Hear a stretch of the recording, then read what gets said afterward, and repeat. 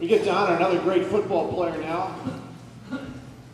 From 1939 to 1942, Vince Boomer Scott was the starting fullback and nose tackle and teamed with Pat McGrath and Abe Mackles to form one of the greatest backfields in school history here at LeRoy.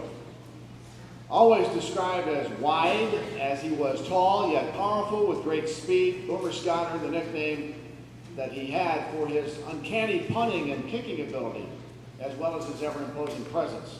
During his playing days, the 5'8" 235-pounder was noticed by legendary University of Notre Dame coach Frank Leahy.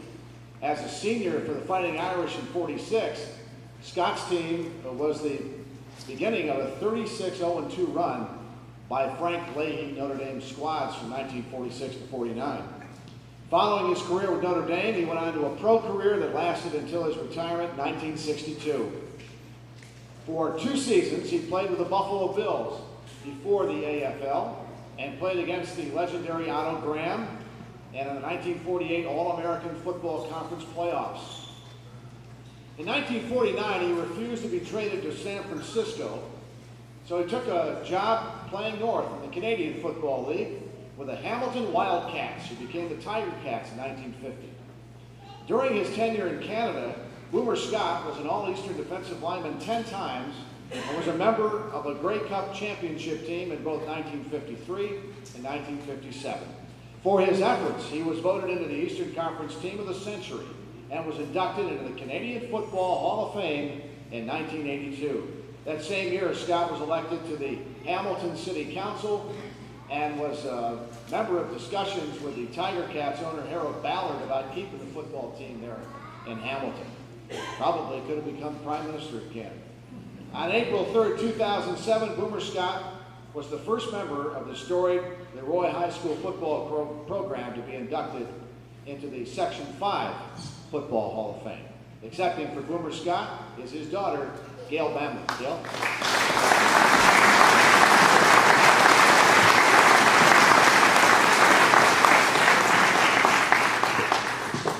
Good morning, everyone.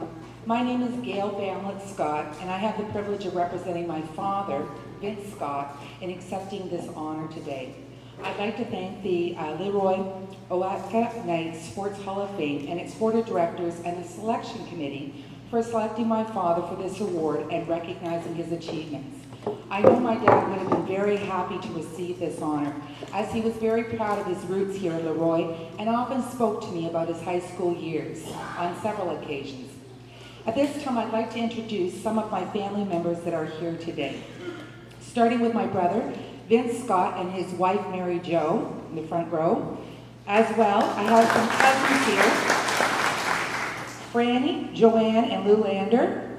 Don Antonor, Jim Williams and Nita, and Jimmy White. Thank you very much for coming today. Our family has a very strong connection to the LeRoy area. Growing up, we spent many holidays here, visiting relatives, and we still come back once a year to our family reunion.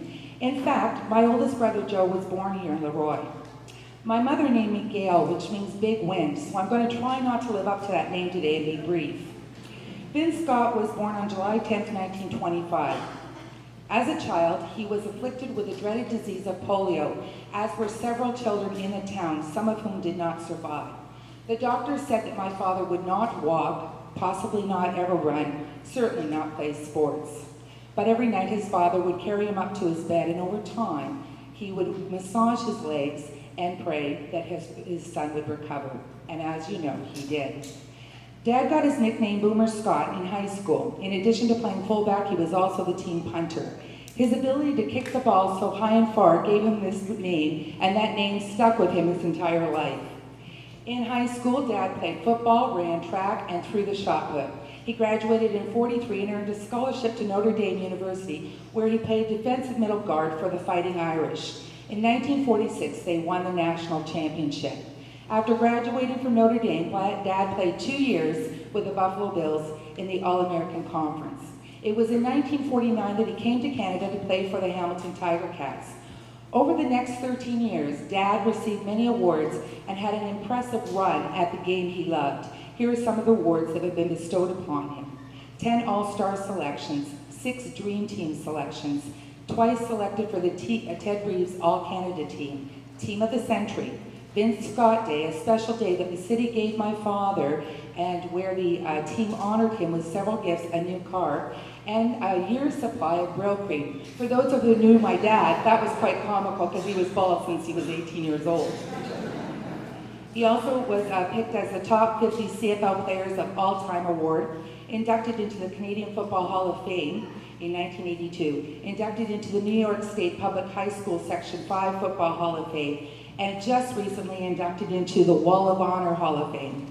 Dad was a popular player in Canada and often spent his time doing charity work and signing off for autographs for young people. He would always stop and chat to any fan that wanted to speak to him.